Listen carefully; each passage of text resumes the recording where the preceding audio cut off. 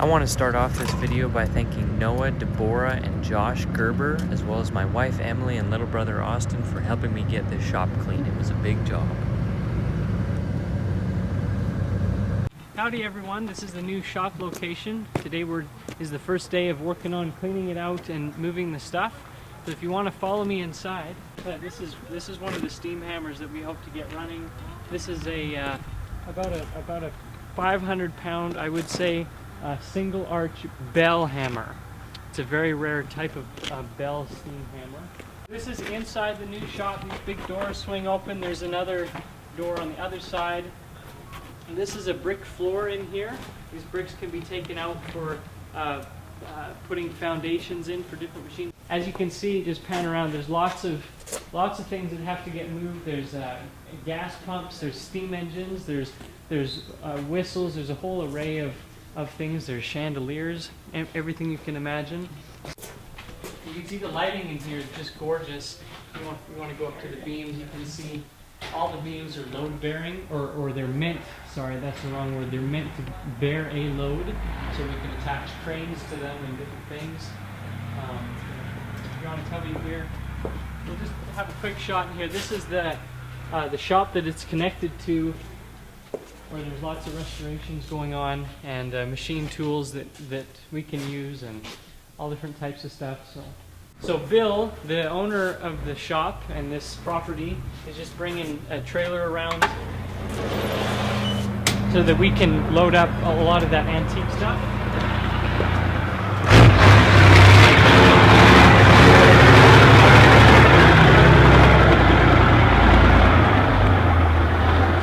So this way we'll be able to come in and out with a forklift.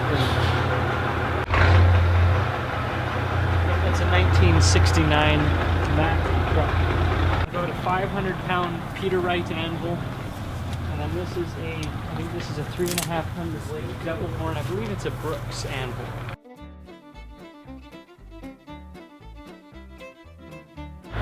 Cool. Howdy everyone. I'm not gonna do the howdy thing. I've done that like 5 times now. Okay. It's night number 3 and the shop is clean, so you can come have a look. We cleaned out some of the area here underneath the veranda where some stuff is going to go. So I love these big doors. So come inside. Look at all this space. Look at all this wonderful floor space, wall space. So good. And my bike. Not mine. But everything that's in here just has to get moved around a little bit, and obviously there's a lot of equipment to come. Maybe a couple things to still go out, some garbage and such. But other than that, this place is pretty much complete for what it should be. And if you have a look under there, there's a nice discovery. Biggest whistle I've ever seen right there, probably off of a big steamship. So that's kind of cool. Other than that, that's it for tonight. It's time to go home. Good night.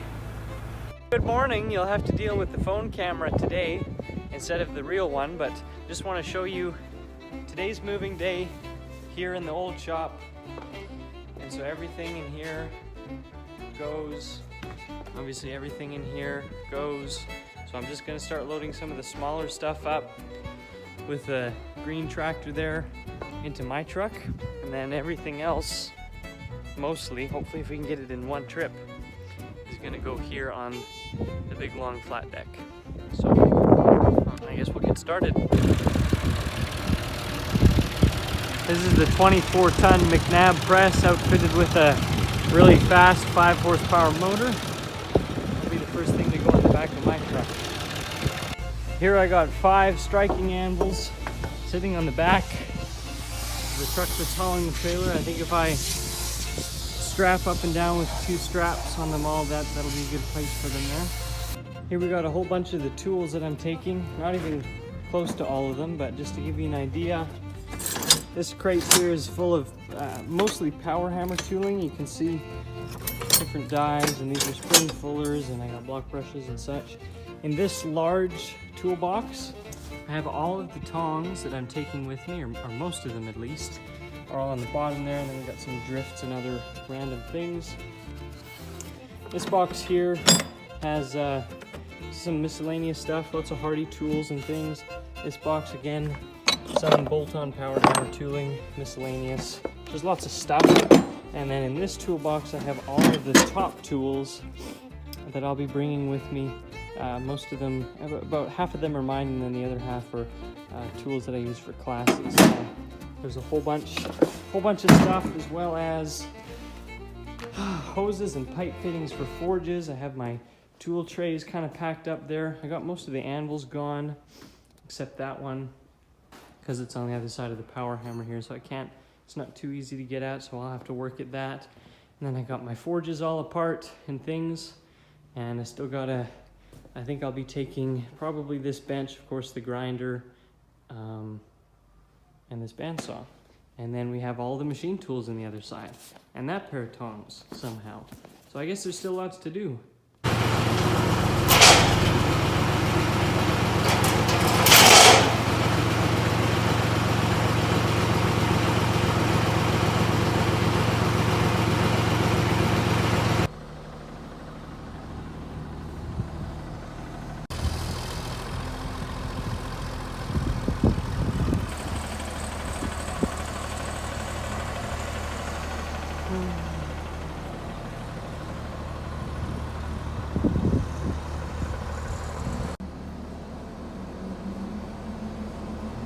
Here's the shaper hooked up. Coming back out of the shop. Did tie a strap around here so that the chain wouldn't bar up the edge there. It's a heavy machine, heaviest machine tool that I have. Probably weighs almost as much as the All-Days. Okay, we have both trucks loaded. There's the back of my truck, and then this is the trailer with the steam hammer, the All-Days. It's got some striking anvils and swage blocks on the back of the truck. Looks really high and mighty up there. That steam hammer's like 12 feet tall. So really heavy load, even though there's not a whole bunch of stuff on the trailer, or as much as there could be. The trailer is fully loaded. It's actually sway. It has some sway to it, about an inch or so. So we're ready to go. We're gonna head out.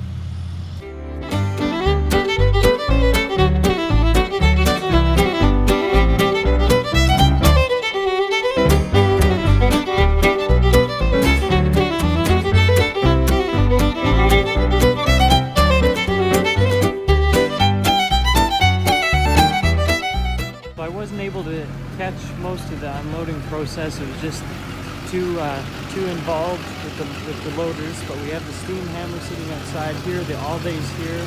Dad's just backing my truck up so that we can unload a lot of the small stuff.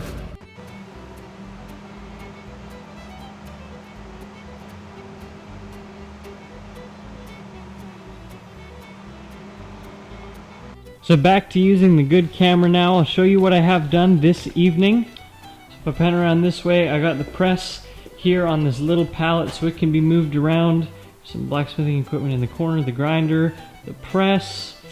I got the shaper in the corner by putting it on a pallet and then on a pallet jack, that one right there, and then actually pushing it with the forklift into the corner because I couldn't push the jack. It was just too heavy. That shaper probably weighs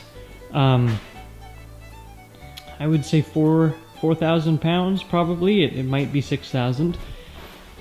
And then bandsaw, and there's anvils and things, bicycle, and I moved the little cabinet deal over in this corner here, which I think will be a good place for it, so I can keep some food and my files and things. I wish this camera would focus a little differently. So I guess ready for the next trip, which will be tomorrow, which I'll be bringing the forges and things like that, and we'll try and get that set up.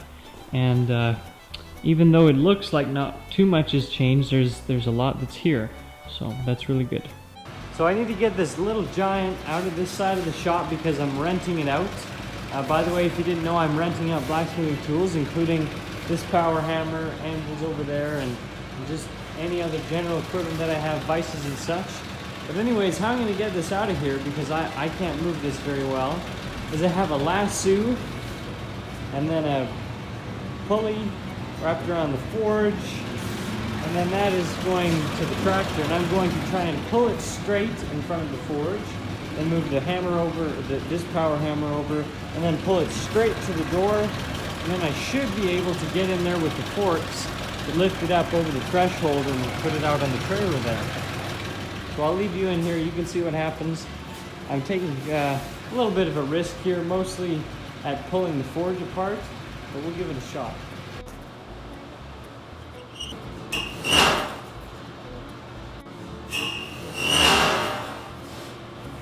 Uh-oh! I think I just pulled apart my forge. Been in quite a rush here the last half an hour to get going on the road because we're a little late, but looks like Emily's got the everything all strapped down and we're ready to go. Got a little guy and a grinder, a workbench. Hi, Emily. Hi. We use the big loader and the skid steer to get the all-days hammer around this post here. Really good place for it. Uses this space up around the post. Really good for this forging area. It'll be right around here. You can see the stage of the rest of the shop. We got this nice big workbench. About an inch thick plate on top. And tomorrow we'll just be moving more stuff in. And I think it would be good for people to have a good experience, not only with your class instruction and things, but where they stay, why not? Yeah, yeah. You know? And I don't think you're going to attract any real terrible people. I hope not. No, but I don't think so, Ethan. I mean, people that are interested in blacksmithing got a little bit of ambition. This here is the dining room that the bed and breakfast will be served in the morning if you choose to stay at the shop location for a class. There's a few wonderful rooms available and the shop location is just fantastic. And so if you're looking for more information about the classes, please go to my website, ethanhardy.com. Howdy everyone. I know there's been a lot of lapse in the scenes and the work being done between scenes and not a lot of video being taken, but I have the shop to the point where I'm going to end this video today. So let's just pan around and I'll show you what we've got. So just a minor thing, but something that needed to get done was Emily put this belting here on the doors, these big doors, and they'll go on the bottoms as well. One on the outside, one on the inside, to make sure that those are kind of sealed up so we keep as much heat in as possible. There's a cool forge right there, kind of a light industrial type of forge. So that would be for doing big sheets, heating up sheets of metal, or a whole bunch of just ends of pieces of stock or something. A little shelf in here. The wiring for the power hammer, which still needs hooked up. That transformer there needs to be done, but the wires run to the hammer and the hammer is in place. Over here we got the press, assorted power hammer tooling and such. We got the press here. I'm going to use that a lot for putting hammer handles in. I have my little forge rigged up and it's usable right now, coming from a gas line which is running off of the furnace and natural gas right now. You can see the nice roof there as I panned over. Over here I got the bandsaw, I got the bike, some anvils in the corner and a big swage block. Steel vices, this awesome cart with the rhino pig anvil and some sledges and such. Over here we have a TNT, gosh, what do they call that? A detonator maybe? A wooden anvil pattern and 2 steam engines right there, which I might make use of in the future. Right here is most of my hand tools, punches, tongs, and toolboxes, drifts, hammer making tools, and there's a pile of hammers that I really need to grind and finish up because they need to get done for customers soon. I have the shaper in, the lathe in, there's the big whistle still to be placed, my little bandsaw over there, and there's some miscellaneous stuff over here. There's whistles kind of just chilling there on the wall and up on the shelf, different things, little lathe, little mini lathe, so lots of stuff. Big ladder in the way, but I just pull that out of the way quick. You can see I have my grinder set up, grinder belts, the other grinder, and the other grinder that has a polishing wheel. I have this little pantry here that I'm going to use to keep some paperwork and some food as well. There's this fridge, which is very neat and does work. It's going to be good for having dinners out here and things like that. Here's this big awesome bench with a 1-inch thick steel top, which is awesome. I very much appreciate this. This is not mine. The man who owns the shop, Bill Graham, is letting me use that, as well as some of the other equipment in here, such as the press, that press over there, and this drill press, which I'll get to in a second. Got my grinders hung up in there, and just lots of junk on these 2 workbenches. That's the workbench from home from my old shop. There's a welder over there, which is neat, and this Canadian Buffalo drill press, which is fully restored, fully functional, and heavy duty, and just heavy. Man, I had quite a heck of a time getting it in here this evening, and it just looks fantastic, as you can see. I have the tongs hanging up for now to get them out of the way, and then there's just some miscellaneous stuff around.